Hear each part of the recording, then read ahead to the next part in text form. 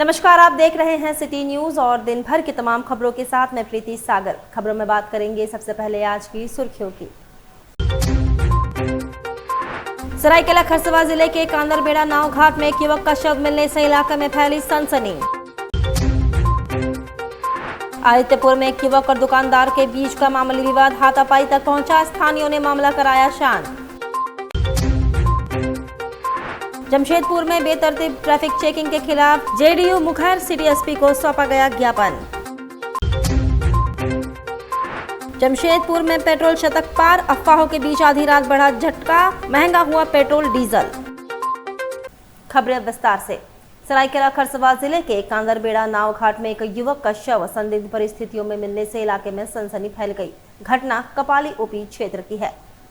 शव मिलने की खबर फैलते ही मौके पर स्थानीय लोगों की भारी भीड़ जुट गई। सूचना मिलने पर पुलिस घटनास्थल पर पहुंची और मामले की जांच शुरू कर दी। जानकारी के अनुसार स्थानीय लोगों ने नाव घाट के पास एक युवक का शव पड़ा देखा। इसके बाद तुरंत इसकी सूचना कपाली पुलिस को दे दी गई। मौके पर पहुंची पुलिस ने शव को कब्जे में लेकर जाँच प्रक्रिया शुरू की। फिलहाल मृतक की पहचान नहीं हो सकी है। घटना की सूचना मिलते ही चांडिल अनुमंडल पदाधिकारी अरविंद कुमार विन्हा, इंस्पेक्टर राजेश सिंह और चांडिल थाना प्रभारी दिलश बिरवा भी घटनास्थल पर पहुंचे और मामले की जानकारी ली। पुलिस आसपास के लोगों से पूछताछ कर रही है तथा हर पहलू को ध्यान में रखते हुए जांच में जुटी है। पुलिस का कहना है कि पोस्टमार्टम रिपोर्ट आने के बाद ही मौत के सही कारणों का पता चल सकेगा। फिलहाल मामले को संदिग्ध मानते हुए जाँच की जा रही है। घटना के बाद पूरे क्षेत्र में तरह तरह की चर्चाएं हो रही है और लोग युवक की पहचान को लेकर भी अटकलें लगा रहे हैं। पुलिस ने बताया कि शव को पोस्टमार्टम के लिए भेज दिया गया है और पहचान की कोशिश जारी है। आदित्यपुर के एस टाइप मोड़ स्थित दीप कॉम्प्लेक्स में शुक्रवार सुबह एक मामूली विवाद ने अचानक तनावपूर्ण रूप ले लिया। घटना अर्जुन स्टोर में हुई, जहां एक युवक और दुकानदार के बीच कहासुनी बढ़ते बढ़ते हाथापाई तक पहुंच गई। घटना के बाद इलाके में कुछ देर के लिए अफरा तफरी का माहौल बन गया और बड़ी संख्या में लोग मौके पर जुट गए। प्रत्यक्षदर्शियों के अनुसार शुरुआत में दोनों पक्षों के बीच किसी बात को लेकर बहस हुई थी। देखते ही देखते विवाद बढ़ गया और दोनों के बीच धक्का मुक्की शुरू हो गई। दुकानदार पक्ष का आरोप है कि युवक दुकान के फ्रिज से सामान निकालकर बिना पैसे दिए जाने लगा था। जब उसे रोका गया तो वह उलझ पड़ा और विवाद शुरू हो गया। वहीं युवक का कहना है कि वह सामान का भुगतान करने ही जा रहा था, लेकिन दुकानदार ने बिना वजह उसके साथ मारपीट शुरू कर दी। घटना की जानकारी स्थानीय लोगों ने प्रशासन को भी दी। हालांकि पुलिस के पहुंचने से पहले ही आसपास के लोगों और समझदार नागरिकों के हस्तक्षेप से मामला शांत करा दिया गया। स्थानीय लोगों का कहना है कि समय रहते बीच बचाव नहीं होता तो छोटा विवाद बड़ी घटना में तब्दील हो जाता।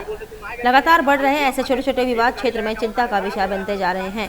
फिलहाल मामले में किसी पक्ष की गलती की आधिकारिक पुष्टि नहीं हुई है। वो मेरे भाई है, उनको 2 हाथ 3 मेरा भैया का नाम तन्मय प्रधान है, मेरा नाम हर्षित प्रधान है। ठीक है, उनको 2-3 थाप लगाया गया है। दही चोर बोल के मार दिया है। हम मेरे को फोन किया, हम पार्सल देने जा रहे थे। हम आए जैसे ही उसको 2-3 थाप लगाया, यहाँ पर घाव हो गया है। तब हम आके बात करे तो मेरे साथ भाषा वैसी गाली गलौज कर रहा दुकान वाला। उसका ये जो छोटा वाला वो भी गाली गलौज करा, वो ऐसे वैसे किया। तो फिर हम लोग बात करने कॉम्प्रोमाइज, जो भाई एक है वो भी भाई बोला कॉम्प्रोमाइज करने के लिए, तो बोलता नहीं मारेंगे, बोलता है। मार दिया 2-3 था। बस उसी में हम लोग कॉम्प्रोमाइज के लिए आए। तो उनका कौन बड़ा अंकल सब आए, नहीं सामान कुछ नहीं फेंके, वो झूठे। ठीक है, वो झूठे। और उसके बाद जो अंकल है वो हम लोग को बोल रहे दादागिरी दिखा के मारेंगे तुम लोग, मादर गाली दे रहे हैं। कोई सबूत है? हाँ सबूत है, या गाली दिया? हाँ गाली दिया, इतना सब कोई देखा है, सब कोई देखा है। कोई नहीं देखा। ठीक है, वीडियो बनाया हुआ है, वीडियो भी हम लोग के पास। गाली गलौज किया है। हाँ है। वो आए चुपचाप वहाँ पे अपना गाड़ी लगाए। कौन है? वो ब्लैक टी शर्ट वाले जो है वहाँ पे, नहीं जानते नहीं, कोई जान पहचान नहीं, कुछ नहीं है। सीधा निकाले फ्रिज से, ना किसी को बताए, ना किसी को इन्फॉर्म किया, ना पूछे, निकाले सीधा चेक लेके चले गए वहाँ पे। कौन सा जगह है? ऐसा जगह है आदित्यपुर अर्जुन स्टोर। मैंने ऐसा क्या हुआ जो अचानक वो आके ले गया? मैंने किसी को कुछ पूछा नहीं। ना पूछा ना बताया, कुछ नहीं हुआ। सीधा लेके अपना जाके वहाँ पे खाना स्टार्ट। जब हम लोग पूछे भैया पैसा, हाँ देंगे, खाने के बाद देंगे। फिर जब हम लोग फिर निकल के बुलाए भैया पैसा, लेके भाग जा रहे, क्या दे देंगे ना, खा रहे यहाँ पे शांति से ना। हम लोग बुलाए भैया पैसा आके पहले दे दिए, फिर आप अपना खाइए। नहीं, क्या खा रहा था? वो दही लिए, कोल्ड ड्रिंक लेके भाग गए वहाँ पे। पानी कोई तोड़फोड़ का भी बात सामने आई है कुछ? तोड़फोड़ वो जब उनको मामला मैटर आगे बढ़ा तो वो दुकान तोड़ने का बात थे। बोले खाने का पैसा भी नहीं देंगे, डेली आके खाएंगे, दुकान तोड़ेंगे, दुकान चलाने भी नहीं देंगे। आप नहीं थे ना वहाँ पे? हमको बोला है ना, हमको पता है। दुकान के हम ओनर के बेटे हुए। जनता दल यूनाइटेड की पूर्वी सिंहभूम इकाई ने शहर में बढ़ती ट्रैफिक समस्याओं और चेकिंग के नाम पर कथित मनमानी को लेकर प्रशासन के खिलाफ आवाज उठाई है। शुक्रवार को जदयू जिला अध्यक्ष सुबोध श्रीवास्तव के नेतृत्व में एक प्रतिनिधिमंडल ने सिटी एसपी को ज्ञापन सौंपकर कई मांगे रखी। ज्ञापन में कहा गया कि मानगो और आसपास के क्षेत्रों में लगातार लगने वाले जाम से आम लोग परेशान हैं।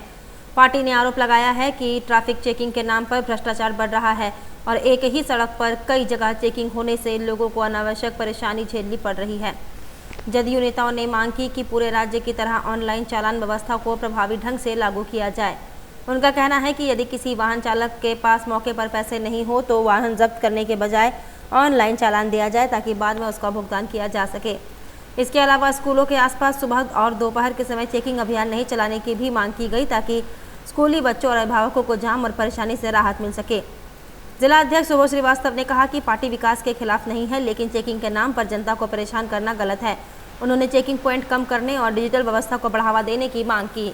बस स्टैंड में जाम हो रहा है, मानगो पुल जाम है, तो आपको पायल टैकिस से आ रहा है, वहाँ से जाम हो रहा है, पुरलिया रोड से बॉटल नेक बन जा रहा है, आदमी कहीं हिल नहीं पा रहा है। ये स्थिति बन रही है। सड़कों पर बड़े बड़े वाहन किनारे लग जा रहे हैं, उसको हटाने वाला कोई नहीं है। स्कूल के समय ट्रैफिक चेकिंग हो रही है।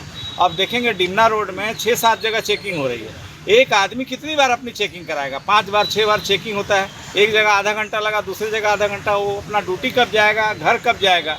वो त्रस्त हो जा रहा है। वो सोचता है घर से ही ना निकले तो काम ही बंद हो जाए। दूसरी बात है, गाड़ी जो पकड़ा रही है उसको 2-2 दिन तक थाने में रखा जा रहा है। उसको ऑनलाइन आप चालान काटिए, ऑनलाइन पैसा जमा करें अगर ऐसी अवस्था है।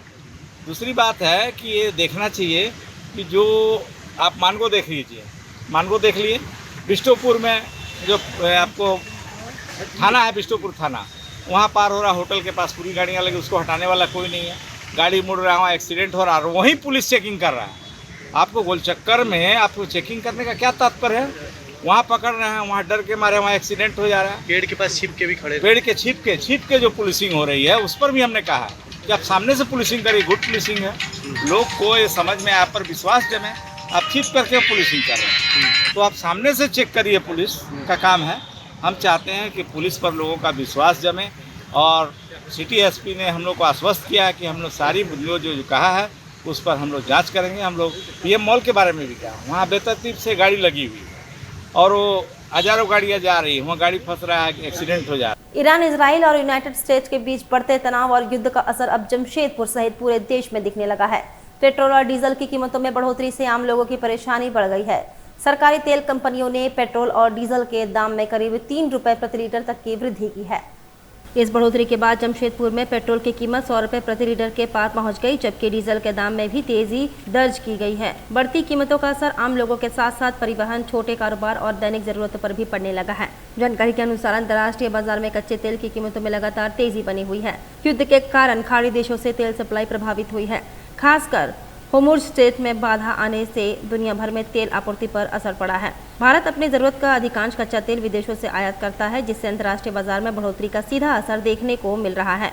लाहौर नगरी जमशेदपुर की सड़कों पर पेट्रोल डीजल के लिए अफरा तफरी का माहौल देखने को मिला। शहर के विभिन्न पेट्रोल पंपों पर वाहनों की लंबी कतारें लग गई। कई जगहों पर बाइक, कार और मालवाहक वाहन घंटों तक अपनी बारी का इंतजार करते नजर आए। आर्थिक विशेषज्ञों का मानना है कि यदि हालात जल्द सामान्य नहीं हुए तो आने वाले दिनों में महंगाई और बढ़ सकती है। वहीं बढ़ती ईंधन कीमतों से जमशेदपुर के लोगों में चिंता का माहौल है।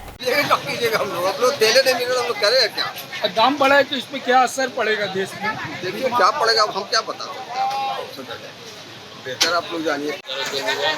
जब पेट्रोल लेने आए थे ऐसे तो बहुत ज़्यादा रश पड़ा हुआ है और पेट्रोल का दाम भी 3 रुपये बढ़ गया है, जिसमें आम आदमी और बिजनेसमैन को बहुत इफेक्ट पड़ता है। इसमें गरीब आदमी बहुत ज़्यादा फंस जाता है। इसमें आदमी गाड़ी लेके निकलता है कि कुछ पैसा कमाने के लिए, मगर यहाँ पर ही तेल का दाम बढ़ते जा रहा है तो आदमी इसमें कमजोर न पड़ जाएगा। सरकार से क्या गुहार लगाना? सरकार से गुहार लगाना चाहता हूँ कि तेल का दाम में ज़्यादा बढ़ाए नहीं, जितना है उतने ही रखें। आदमी बहुत परेशान है इससे, आदमी आने जाने में दिक्कत हो रहा है। तेल नहीं मिल रहा पेट्रोल पंप सब में, तेल रहने पर भी नहीं दे रहा है। आदमी इतना घुमा रहा है, आदमी इधर जा रहा है उधर जा रहा है, इतना लाइन में 1-2 घंटा लगा हुआ है, तेल नहीं मिल रहा है गाड़ी में। 3 रुपये करीब बढ़ा है, पेट्रोल पे भी 3 रुपये, सब पे 3 रुपये ही बढ़ा है। इसमें क्या असर पड़ेगा पेट्रोल मालिक को और चालक को? चालक को भी असर नहीं पड़ेगा। पब्लिक देख रहा है किस तरह से हैरान है। पब्लिक को समझना चाहिए कि तेल मिल रहा है, फिर भी लाइन से लगा हुआ है, इतनी देख रहे हैं कि इतना भीड़ है। कोई चीज़ का दिक्कत नहीं है, पेट्रोल आ रहा है, डीजल आ रहा है, लेकिन पब्लिक समझे तब तो। जनगणना के प्रथम चरण को सफल बनाने के लिए जिला प्रशासन पूरी तरह सक्रिय नजर आ रही है। आम जनता को जागरूक करने के उद्देश्य से शुक्रवार को डीसी ऑफिस परिसर से एक विशेष जागरूकता वाहन को हरी झंडी दिखाकर रवाना किया गया। इस अभियान का उद्देश्य लोगों में जनगणना के प्रति जागरूक करने के साथ साथ वज्रपात और भीषण लू से बचाव के प्रति सतर्क करना भी है। डीसी ऑफिस परिसर में आयोजित कार्यक्रम में जिला उपायुक्त सहित कई प्रशासनिक अधिकारी मौजूद रहे। अधिकारियों ने कहा कि जनगणना का पहला चरण बेहद महत्वपूर्ण है और इसमें हर नागरिक की भागीदारी सुनिश्चित करना प्रशासन की प्राथमिकता है। इस बार अभियान को सिर्फ जनगणना तक सीमित नहीं रखा गया है। बदलते मौसम और बढ़ते तापमान को देखते हुए जागरूकता माध्यम के माध्यम से लोगों को आकाशीय बिजली से बचाव और लू से सुरक्षित रहने के उपायों की जानकारी भी दी जा रही है। कार्यक्रम के दौरान लोगों को जागरूक करने के लिए नुक्कड़ नाटक का आयोजन भी किया गया।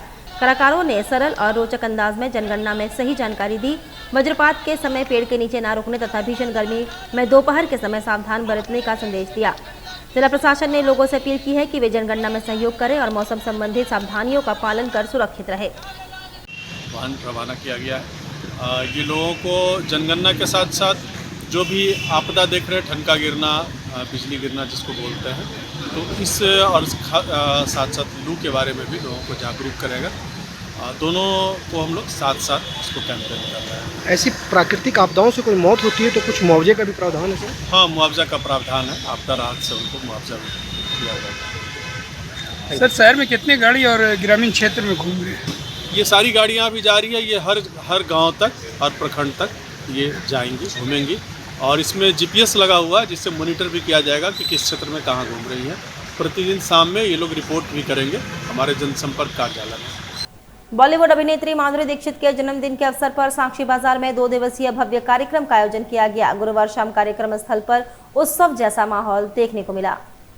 स्पर्श क्रिएटिव एकेडमी के बच्चों ने माधुरी दीक्षित के लोकप्रिय गीतों पर रंगारंग नृत्य प्रस्तुत कर दर्शकों का मन मोह लिया। सांस्कृतिक कार्यक्रमों ने लोगों को देर रात तक बांधे रखा। इस कार्यक्रम के दौरान इस्कॉन की टीम द्वारा हरे राम हरे कृष्णा संकीर्तन और धार्मिक अनुष्ठान का आयोजन किया गया, जिससे वातावरण भक्तिमय हो उठा। कार्यक्रम की शुरुआत भगवान श्री गणेश की पूजा अर्चना से हुई। पंडित संतोष कुमार त्रिपाठी ने पूजा संपन्न कराई, जबकि आयोजनकर्ता पप्पू सरदार यजमान के रूप में शामिल हुए। पूजा में माधुरी दीक्षित की लंबी उम्र की कामना की गई। इसके बाद आयोजित सम्मान समारोह में शहर के 50 से अधिक वरिष्ठ मीडिया कर्मियों को सम्मानित किया गया। रात करीब 11:30 बजे केक काटकर जन्मदिन मनाया गया। कार्यक्रम स्थल को आकर्षक ढंग से सजाया गया था, जहां महिलाओं और युवतियों में सेल्फी लेने की होड़ लगी रही। शुक्रवार को दिव्यांगजनों के बीच भोजन वितरण, उपहार वितरण और आम लोगों के लिए निःशुल्क चाट वितरण का आयोजन किया जाएगा। अपन आए हुए हैं, माधुरी मैम का बर्थडे है।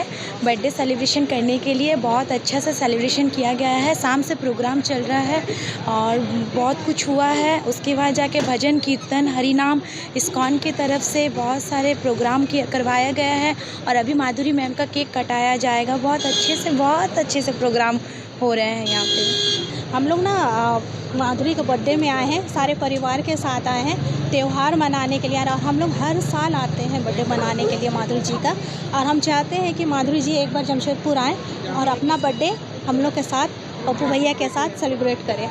लोगों से तो यही कहूँगा कि हम लोग हर साल बर्थडे मनाते हैं, कहते हैं happy birthday to Madhuri Dixit, तो क्यों ना इस बार हम लोग माधुरी त्यौहार मना लें। ये सोच के मैंने माधुरी त्यौहार मनाया है। और हमारे जमशेदपुर के सभी लोग यूँ भी कहते थे कि जब आप बर्थडे मनाते हो तो एक त्यौहार की तरह हो जाता है, तो लोगों की बातें दिमाग पर रह जाती हैं। और यूँ भी मेरी बहन माधुरी दीक्षित को पता लग चुका है कि उसका भाई क्या करता है नहीं करता है, तो क्यों ना मेरी बहन को एक नया तोहफ़ा मिले कि उसके भाई ने बर्थडे का नाम त्यौहार रख दिया है। और ना तो हॉलीवुड हो चाहे बॉलीवुड हो, कहीं पर भी बर्थडे के दिन त्यौहार नहीं मनाया जाता है। और ऐसे भी पिक्चरें रिलीज़ हो कुछ हो तो हर धर्म के लोग, हर जाति के लोग जाते हैं, पिक्चर देखते हैं। डायरेक्टर प्रोड्यूसर भी बहुत खुश होते हैं उस दिन एक त्यौहार की तरह कि पिक्चर रिलीज हिट हो गई है, तो भी एक त्यौहार हो जाता है। तो बर्थडे को हम लोग एक त्यौहार के रूप में मना रहे हैं। और लोगों से कहूँगा कि सब तो कहते हैं कि हम माधुरी दीक्षित के फ़ैन हैं, तो माधुरी मेरी बहन जो है वो एक चाँद की तरह है। आप सब तारे हैं जो सब टिमटिमाते हैं। हम लोग माधुरी की पिक्चर देख के, उसके डांस को देख के बच्चे डांस सीखते हैं, उनका कल्चर आगे बढ़ता है।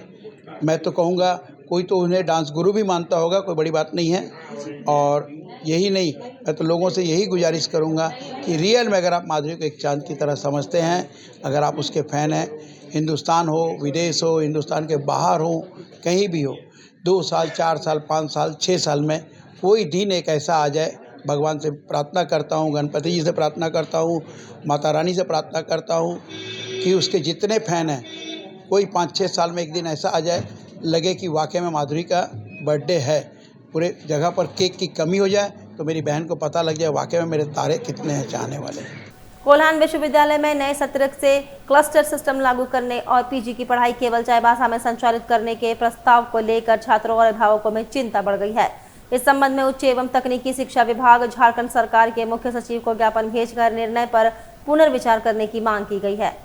ज्ञापन में कहा गया कि क्लस्टर सिस्टम लागू होने से जमशेदपुर वर्कर्स कॉलेज के कला एवं विज्ञान संकाय को दूसरे कॉलेजों में स्थानांतरित किया जा रहा है। इसके तहत कुछ विषयों की पढ़ाई शहर से लगभग 15 किलोमीटर दूर स्थित कॉलेजों में कराई जाएगी। छात्रों का कहना है कि इससे खासकर ग्रामीण क्षेत्रों और आर्थिक रूप से कमजोर परिवारों के विद्यार्थियों को भारी परेशानी होगी। छात्रों ने बताया कि मानगो क्षेत्र का वर्कर्स कॉलेज बड़ी आबादी के बीच स्थित एक महत्वपूर्ण सरकारी कॉलेज है, जहां पटमदा, बुड़ाम, बहरागोड़ा और आसपास के ग्रामीण क्षेत्रों से बड़ी संख्या में छात्र छात्राएं पढ़ने आते हैं। दूर कॉलेज भेजे जाने से कई छात्राओं की पढ़ाई छूटने का खतरा बढ़ सकता है। ज्ञापन में कहा गया है कि नई शिक्षा नीति 2020 के तहत अलग अलग विषयों की पढ़ाई के लिए छात्रों को कई कॉलेजों में जाना पड़ेगा, जिससे समय और आर्थिक बोझ बढ़ेगा। साथ ही पीजी की पढ़ाई केवल चाईबासा में होने से ग्रामीण छात्रों के लिए उच्च शिक्षा जारी रखना कठिन हो जाएगा। छात्रों ने सरकार से पूर्व की तरह सभी विषयों को संबंधित कॉलेजों में बहाल करने और छात्रों के हित में निर्णय लेने की मांग की है।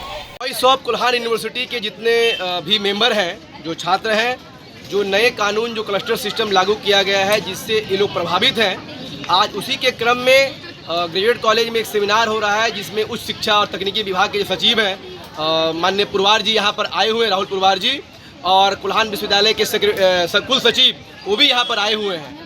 और हम ये मांग पूर्व की भांति जो मांग पत्र हमारे हाथ में है उसमें साफ तौर पे ये लिखा है कि झारखंड सरकार के आड़ में कोल्हान विश्वविद्यालय ने जो क्लस्टर सिस्टम लागू किया है, छात्रों को बांटने का जो प्रयास किया गया है, जो उनको इस कॉलेज से हटा के कहीं और कॉलेज भेजा जा रहा है, हम उसका कड़ी शब्दों में विरोध करने के लिए आए हैं। और ये बात करने आए हैं कि जो सब्जेक्ट को बंद किया गया है वह सब्जेक्ट पुनः उस महाविद्यालय में चालू किया जाए, क्योंकि उस कॉलेज में तमाम गरीब समुदाय के छात्र पढ़ते हैं जो ग्रामीण क्षेत्रों से आते हैं और किसी भी तरह से उनके हक की मारी नहीं होनी चाहिए और उन पढ़ाई से वंचित ना हो। हेमंत पाठक, प्रदेश कार्यकारिणी सदस्य, युवा जदयू, झारखंड।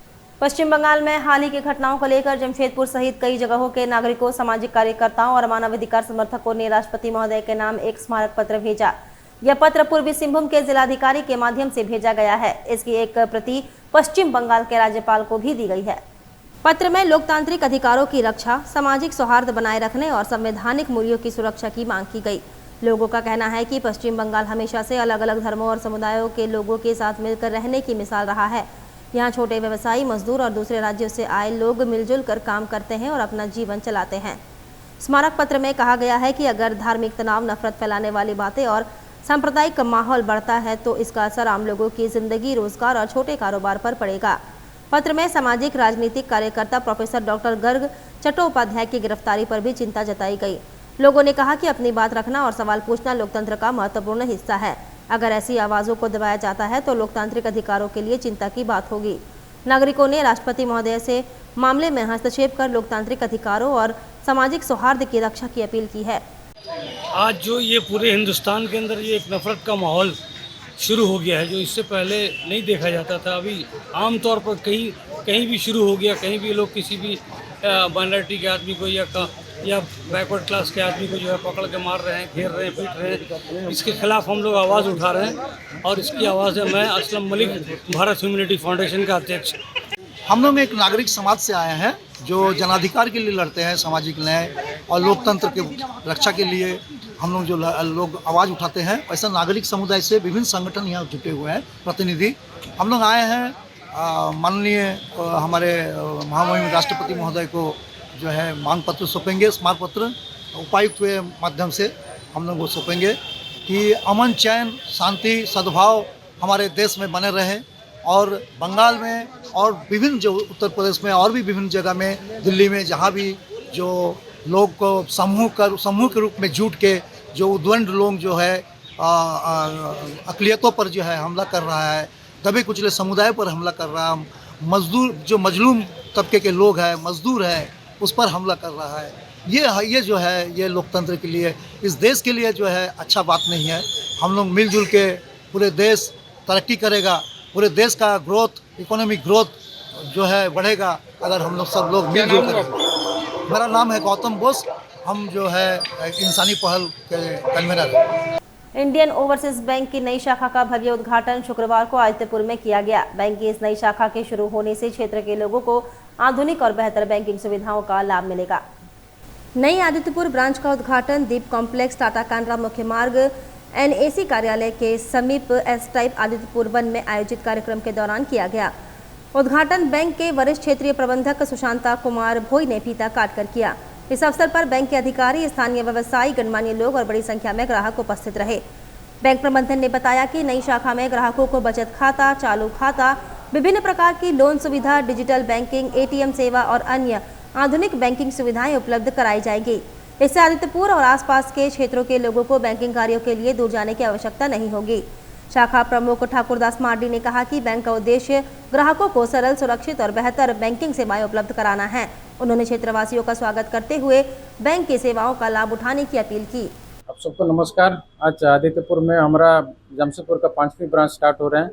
हम यहाँ से 20-25 साल पहले से जमशेदपुर में हैं और हमारा आज 5वीं ब्रांच खोल रहे हैं। तो हम चाहते हैं कि सबके घर घर तक पास तक पहुँचे, बैंक घर के पास पहुँचे, लोग ना बैंक के पास जाए, तो लोग को सब सुविधा देने के लिए, जैसे आप ये स्टार्ट हो गए जैसे फाइनेंशियल इंक्लूजन, तो घर से आदमी लोग दूर ना जाए, घर के पास ही सुविधा मिले, वही चाहते हैं हम। इसलिए हम आदित्यपुर ब्रांच यहाँ ओपन किए हैं, नया ब्रांच ओपन किया। सुविधा तो सब कुछ है, जैसे हम तो एक गवर्नमेंट बैंक हैं, हमारे पास सब कुछ सुविधा है। जैसे गवर्नमेंट का जितना स्कीम आता है, जैसे APY है, गवर्नमेंट का जितना सुविधा है वो सब सुविधा हम पहुँचाएँगे और चाहते हैं कि हम दूसरे बैंक से बेहतर सुविधा दें। तब हमारे पास वो जो विश्वास है, जो प्यार है 25 साल से हमको मिला है, वो हमको बढ़ेगा और ज़्यादा बढ़ाएंगे उससे। हमारा देखिए, एक तो हमारा गवर्नमेंट बैंक है और दूसरा हमारा यहाँ स्पेशली एक CSO भी लगा रहता है, RSO लगा रहता है, जो कि सिक्योरिटी ऑफिसर बोलते हैं, वो निगरानी करते रहते हैं हमारा रीजनल ऑफिस से, कि हमको निगरानी रखते हैं सबको, कि सब सुविधा हो, किसी को कोई असुविधा ना हो, कस्टमर की भी असुविधा ना हो और सिक्योरिटी का भी कोई प्रॉब्लम ना हो।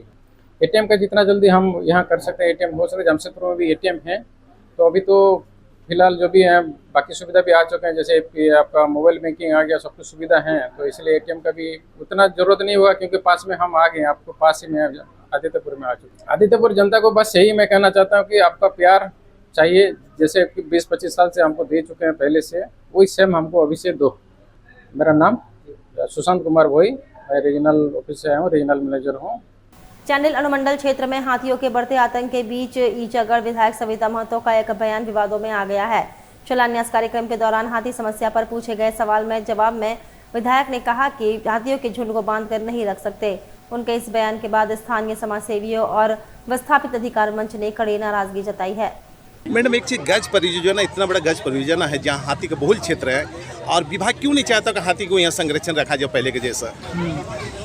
देखिए, हाथी कहीं एक जगह तो नहीं रहेंगे हाथी, और हम आप भी उसको नहीं बांध के रख सकेंगे और कोई भी नहीं। वो हाथी अपना खाने पीने का सामान जो अब मिलता है उधर हाथी जाते हैं। और विधायक ने कहा कि जंगलों में हाथियों को पर्याप्त भोजन नहीं मिल पा रहा है, इसलिए वे गांव की ओर रुख कर रहे हैं। उन्होंने यह भी कहा कि हाथियों के हमले में मारे गए लोगों के मुआवजा राशि बढ़ाने की मांग उन्होंने विधानसभा में उठाई है। साथ ही उन्होंने कहा कि किसी भी सरकार के दौरान हाथियों का आक्रमण होता आया है। हालांकि समाजसेवियों ने इस बयान को गैर जिम्मेदाराना बताते हुए कहा कि जनता को सिर्फ मुआवजे का भरोसा देना समाधान नहीं है। लोगों ने सवाल उठाया कि क्या किसी की जान की कीमत केवल मुआवजे तक सीमित है। ग्रामीणों का कहना है कि हर साल हाथियों के कारण घर टूटते हैं, फसलें बर्बाद होती है और लोग जान गंवाते हैं। इधर कुकड़ू प्रखंड के लेटेमदा गांव में गुरुवार रात जंगली हाथी ने उत्तम महतो का घर तोड़ दिया। ग्रामीणों के अनुसार हाथियों के लगातार आतंक से इलाके में भय का माहौल है। विस्थापित अधिकार मंच ने सरकार से हाथी कॉरिडोर बहाल करने, जंगलों में चारा पानी की व्यवस्था और गाँव में स्थायी QRT दस्ता तैनात करने की मांग की है। हमारे क्षेत्र में इस हाथी का स्टॉक है और हमेशा जान मान का भी क्षति हो रहा है और फसल या घर का भी क्षति हो रहा है। इसके लिए कई बार हम इसको सदन में भी रखे हैं। इसका जो क्षति का काफ़ी कम राशि था जो सदन में पिछले सेशन में ये रखा गया था, उसके बाद उसको बढ़ाया गया। उसके बाद यहाँ पर हमेशा के लिए विभाग से भी बात किए हैं, वहाँ पर जिधर हाथी का झुंड या जिधर हाथी रहेंगे उसका टीम हमेशा वहाँ पर कुकरू पर माइकिंग भी हो रहा है और टीम भी वहाँ पर लगातार हाथी को भगाने के लिए काम कर रहे हैं। और जिस तरह से हमारे माननीय विधायक सविता महतो जी का बयान हाथियों को लेकर सुनने देखना पड़ा, तो बहुत दुर्भाग्यपूर्ण बात है। हाँ, ये सच है, आपने बिल्कुल सही कहा कि हाथियों को बांधकर नहीं रखा जा सकता। हाथियाँ जो चाहे वो खा सकते हैं, बिल्कुल सही है। लेकिन सवाल ये है कि आखिर हाथी गांव की ओर ही क्यों जा रहे हैं? आखिर ग्रामीणों के घर को जो तोड़ रहा है उसको लेकर वर्तमान सरकार और वन विभाग ने क्या पहल किया है? क्या ऐसा योजना बनाए हैं जिससे आदमी का जान भी सुरक्षित रहे और हाथियों भी सुरक्षित रहे? हमारा बार बार सवाल करने के पीछे एक ही मकसद है। जैसे कि आपने बयान में कहा है कि लगातार सायरन बजाया जा रहा है, जस्ता दल को भी रखा गया है। आप सायरन बजा रहे हैं, माइकिंग करवा रहे हैं, किस लिए? लोगों को करा रहे हैं कि लोग बाहर ना रहें। लेकिन हाथी हमारे घर में जा रहे हैं, हाथी हमारे घर में घुसकर मार रहे हैं। अब घर छोड़कर लोग कहाँ जाएंगे? कोई भी मुसीबत आता है, कोई भी समस्या होता है तो लोग अपने घर में सुरक्षित महसूस करते हैं। लेकिन आज अब रात नहीं, कल की जो घटना था वो आदाडी गांव, चौका आदाडी गांव का था, जहां पर रात 10:30 बजे घटना घटा था। आज यानी कि बीती रात को और एक घटना घटा है लेटेमदा स्टेशन के सामने। उत्तम महतो के घर का भी कल तोड़ दिया गया। इस तरह से लगातार वो कितना बजे? रात के 9 बजे। यानी कि शाम होते साथ आदमी दहशत में है, अपने घर में सुरक्षित नहीं है। और इस तरह का बेतुकी जवाब देना कि मनमर्जी तरीके से लोग उसको बांध के रखा नहीं जा सकता, कहीं भी जा सकता है, कुछ भी खा सकता है, यह कथन आपका बहुत ही दुर्भाग्यपूर्ण बात है। अभी भी समय है, बैठकर योजना बनाने की आवश्यकता है। अभी तक मैंने वन विभाग को, इतनी सारी घटनाएं घटने के बाद भी वन विभाग को मैंने कोई योजना बनाते, कोई मीटिंग करते हो किसी न्यूज़पेपर में, चैनल में या खबरों में मैंने नहीं देखा है। आज पूरी तरह चांडिल रेंज पूरी तरह से असफल है, जिसमें एक बहुत बड़ी पहल करने की आवश्यकता है ताकि हमारा जानमाल सुरक्षित रहे, लोग अपने घर में सुरक्षित महसूस करें। नई शिक्षा नीति के तहत भारतीय ज्ञान परंपरा और आधुनिक शिक्षा के समन्वय को लेकर शिक्षा जगत में एक महत्वपूर्ण पहल की जा रही है। डिपार्टमेंट ऑफ एजुकेशन द्वारा भारतीय ज्ञान प्रणाली और गुणवत्तापूर्ण शिक्षा विषय पर 2 दिवसीय राष्ट्रीय सेमिनार का आयोजन किया जा रहा है। इस सेमिनार में देश भर के शिक्षाविद, शोधकर्ता, प्रोफेसर और शिक्षा विशेषज्ञ भाग ले रहे हैं। सेमिनार का मुख्य उद्देश्य 21वीं सदी की शिक्षा प्रणाली में भारतीय ज्ञान प्रणाली की भूमिका और उसकी उपयोगिता पर चर्चा करना है। आयोजकों का मानना है कि भारत की प्राचीन ज्ञान परंपरा केवल इतिहास तक सीमित नहीं है, बल्कि यह आधुनिक शिक्षा और जीवन मूल्यों को मजबूत करने का आधार भी बन सकती है। कार्यक्रम के दौरान कई तकनीकी सत्र आयोजित किए जाएंगे, जिनमें वैदिक गणित, प्राचीन भारतीय विज्ञान, मूल्य आधारित शिक्षा, मानसिक विकास और समग्र शिक्षा जैसे विषयों पर शोध पत्र प्रस्तुत किए जाएंगे। विशेषज्ञ भारतीय संस्कृति और आधुनिक शिक्षा के बीच संतुलन स्थापित करने पर अपने विचार साझा करेंगे। सेमिनार के आयोजकों ने कहा कि भारतीय ज्ञान प्रणाली तार्किक सोच, सतत जीवन शैली और नैतिक मूल्यों को बढ़ावा देती है। ऐसे आयोजनों से छात्रों और शिक्षकों को अपनी सांस्कृतिक विरासत को समझने और शिक्षा की गुणवत्ता को बेहतर बनाने में मदद मिलेगी। शिक्षा जगत में इस सेमिनार को एक महत्वपूर्ण पहल माना जा रहा है। और मैं इस सेमिनार की को ऑर्गेनाइजिंग सेक्रेटरी हूँ। Organising secretary doctor Visheshwar Yadav sir है। ये जो हमारा सेमिनार है, ये इसका टॉपिक है Indian knowledge system and quality education, multi disciplinary approach towards विकसित भारत 2047। कौन कौन लोग शामिल हुए? इस प्रोग्राम में हमारे मुख्य अतिथि हैं मिस्टर राहुल कुमार पुरवार सर, जो कि प्रिंसिपल सेक्रेटरी हैं Jharkhand higher and technical education council department of Jharkhand, department of higher and technical education government of Jharkhand. क्या उद्देश्य कराने का? ये करने का ये उद्देश्य है क्योंकि हमारा जो अभी NEP 2020 चल रहा है, इसमें भी ये जोर दिया जा रहा है कि हमें अपने जड़ों को नहीं छोड़ना चाहिए। जैसे भारतीय ज्ञान जो है वो जड़ों में बहुत मजबूत थी पहले, लेकिन कालांतर में क्या होता है कि पाश्चात्य में जितने भी ज्ञान आ गए या पाश्चात्य की जो भी इनोवेशंस हैं उसको हम शामिल करते हैं अपनी पढ़ाई में, लेकिन हम अपनी परंपरा को पीछे छोड़ते जा रहे हैं पाश्चात्यकरण के चलते। और NEP 2020 और जो विकसित भारत का लक्ष्य है हमारा 2047 तक प्राप्त करने का, तो उसके लिए हमको अपने ज्ञान जो हमारा भारतीय ज्ञान है, जो परंपरा में है, ट्रेडिशन में है, उसको बहुत ही ज़्यादा फ्लोरिश करने की ज़रूरत है। और उसको लेते हुए मॉडर्न टेक्नोलॉजी के साथ उसको जोड़ते हुए ही हम तरक्की कर सकते। यानी इसका उद्देश्य ये है कि हमें अपने छात्रों को ये बताना है कि हमारी ज्ञान परंपरा वो बहुत ही ज़्यादा सुदृढ़ है और उस संस्कृति को छोड़ करके हम तरक्की नहीं कर सकते। तो अभी का जो करिकुलम चल रहा है कहीं भी हमारे स्कूल शिक्षा में या विश्वविद्यालय के जितने भी विषय हैं उसमें इस बात पे जोर दिया जा रहा है कि हमें मॉडर्न तकनीकों के साथ साथ अपने भारतीय ज्ञान परंपरा की जड़ों को नहीं छोड़ना चाहिए। हमारा जो ट्रेडिशन रहा है पुराना प्राचीन, चाहे हम आर्किटेक्ट की बात करें या हम पाइथागोरस थ्योरम को ही ले लें, लेकिन उसकी जड़ें भारत में हैं, लेकिन हम उसको भूल गए हैं। तो उन्हीं सब चीज़ों को कैसे हम उसको जोड़ते हुए आज के बच्चों को हम अपने ट्रेडिशन की तरफ मोड़ करके ले जाएंगे। चलते चलते एक बार फिर से नजर डालेंगे अब तक की सुर्खियों पर। सरायकेला खरसावां जिले के कांदरबेड़ा नाव घाट में एक युवक का शव मिलने से इलाके में फैली सनसनी। आदित्यपुर में एक युवक और दुकानदार के बीच का मामूली विवाद हाथापाई तक पहुंचा, स्थानियों ने मामला कराया शांत। जमशेदपुर में बेतरतीब ट्रैफिक चेकिंग के खिलाफ JDU मुखर सिटी SP को सौंपा गया ज्ञापन। जमशेदपुर में पेट्रोल शतक पार, अफवाहों के बीच आधी रात बढ़ा झटका, महंगा हुआ पेट्रोल डीजल। और अभी के लिए बस इतना ही, कल फिर मिलेंगे कुछ अन्य खबरों के साथ। तब तक के लिए दीजिए सिटी न्यूज की पूरी टीम को इजाजत। नमस्कार।